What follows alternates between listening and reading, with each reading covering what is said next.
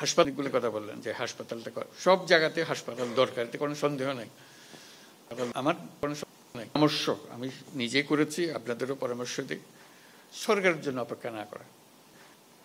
সরকারের হাসপাতাল মানে আর বিপদের বোঝা ঘাড়ে চাপবেন, এই বিপদ থাকবে না, ওষুধ থাকবে না, ওই থাকবে না, এর কেন যাবেন না? কক্সবাজারে কি লোকের অভাব আছে, টাকার অভাব আছে? আমার বলেন, বাজারে 2-4 জন লোক, একজন লোক এক বলতে পারে আমি করো, এবারে দান সত্য দেওয়ার জন্য না, যে বিনা পয়সা চিকিৎসার জন্য দেওয়া না, যা খরচ পড়ছে খরচটা আদায় করেন।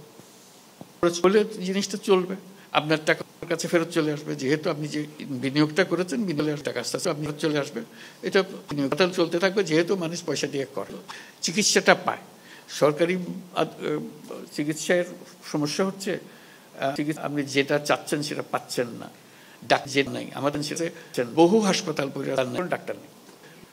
তো এই খামোখা এত টাকা খরচ করে এরকম একটা দালান কোঠা বানিয়ে যন্ত্রপাতি এরকম এই কষ্টের মধ্যে যাওয়ার দরকার থেকে আমাদের সরকারের উপর এটা একদম না করে, এটার থেকে ভরসা একজনের উপরে কাজ করলে কিন্তু অনেক দূরে গিয়েছে।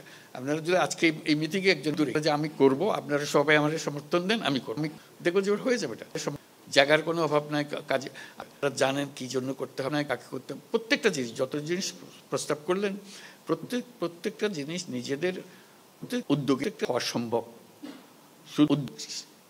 কাউকে না কাউকে কোমর বেঁধে নামতে হবে যে আমি করবো।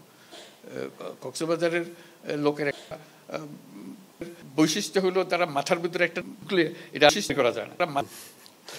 কথা ঠিক নয়, কথা মাথার মধ্যে ফেললাম না না পারিয়ে একদম ঢুকে গেলে কিন্তু কই যাবে, ওনারা গেলে কিন্তু সরকার এখনো হামলা একদম আরা ব্যাকিং করে ফেলেন।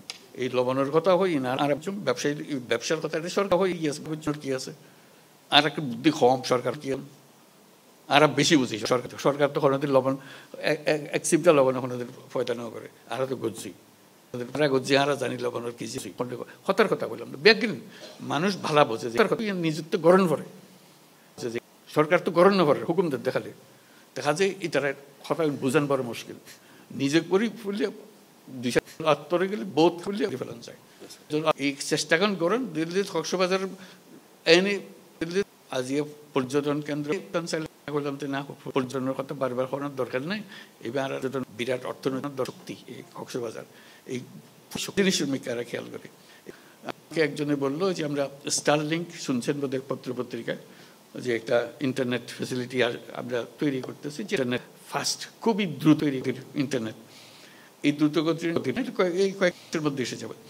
তো এসে যদি যায় কি মাসে ব্যবহার এসে যাবে, এইটার ব্যবহারের জন্য তরুণরা এইটাকে ব্যবহারের এক পায়ে খাড়া, তাদের নিজস্ব জগৎ তারা তৈরি করে ফেলতে পারে। তাদের যেহেতু এখন সারা দুনিয়ার সঙ্গে তাদের ইন্টারাকশন শুরু হয়ে যাবে, এর ফলে অনেক ব্যবসা বাণিজ্য সৃষ্টি হবে। তো আমাকে একজন জিজ্ঞেস করলো যে এই তো ব্যবসা বাণিজ্যর কতগুলো আমাকে বড় ব্যবসা সৃষ্টি হবে প্রযুক্তিভিত্তিক, কোথায় নিয়ে যাবেন, কোন জায়গায় এটা ফোকাস একত্রে রাখবেন। তো আমি বলতে সত্যটা তো বাংলাদেশের কোনো জায়গায় যে একজন বলছে কক্সবাজার, ভালো কথা। কক্সবাজার একদিন আপনারা পর্যটন করছেন, 2 দিন পর কক্সবাজার প্রযুক্তির শহর, প্রযুক্তির নগর হতে পারে। কে মানা করবে এটাতে? যদি আমরা এটা ফেলে জিনিসটার ভেতরে ঢুকে যাই, কাজে সুযোগ আসতেছে, সুযোগগুলো ধরার। কেউ তো সরকার এসে আপনাকে ধরিয়ে দেবে না, সরকার তো শুরু করছে ধরে নিতে হবে, আমরা ধরে নিতে হবে, এটা আমাদের, এটা আমরা করবো, আপনাদের আর চিন্তা করার কিছু নেই। আমাদের রাস্তা পাত লাগিয়ে দিয়েছেন, আমরা এটা করার পথে চলতে আরম্ভ করবো। এই জিনিসটা করা, উৎসাহ পেলে কাজ আপনারা করেছেন তা না। এখন আমরা বড় কাজের মধ্যে যাব। এটা পুরো জায়গার পুরো দেশ তো আমরা করতে পারবো না, আমরা আমাদের এলাকাকে, কক্সবাজার আমরা খুবই সম্মানিত একটা নাম সারা দুনিয়ার মধ্যে। তো সেটা সেই সম্মানের গতি করে আমরা দেশের যারা নাগরিক আছে তারা এটা করতে পারি না, যারা এই এলাকার নাগরিক আছে তারা করতে পারে, সামর্থ্য আছে। সেই জিনিসটার দিকে মনোযোগ আকর্ষণ করছি। সবাই যা বলছেন তার উপরে এই কথাটা একটু মনে রাখেন। যদি কেউ তার এরকম উদ্যোগ নেন, যদি কেউ আমাদের কোনো সাহায্য সহায়তা লাগে, আমাকে ব্যক্তিগতভাবে লেখেন, সরকার হিসেবে না। আমিও তো এই এলাকার মানুষ, কাজে ব্যক্তি হিসেবে লেখেন, বলে যে আমি করতে চাই, আমার কি করতে হবে আমাদের বলেন, আমি কোমর বাঁধলাম। আপনি কথা একটা বলে গেছেন, আমার মাথায় লাগছে, আমি এই কাজটা করতে চাই, হয়ে গেল। আমি আমার সাধ্য মতো আমি যা যা ব্যক্তি হিসেবে বুদ্ধি দিতে পারি, সলাহ দিতে পারি, এটা আপনার কাজে ওইভাবে চিন্তাটা করেন। সরকারের কাছে ফর্দ দিতে হয়রান হয়ে যাবেন, এটা কোনো কাছে কোথায় যে হারিয়ে যাবে, সব হয়ে যাবে, কোনো ঠিকানা নেই। নিজের কাছে নিজে করে ফেলতে পারে অনেক ভালো।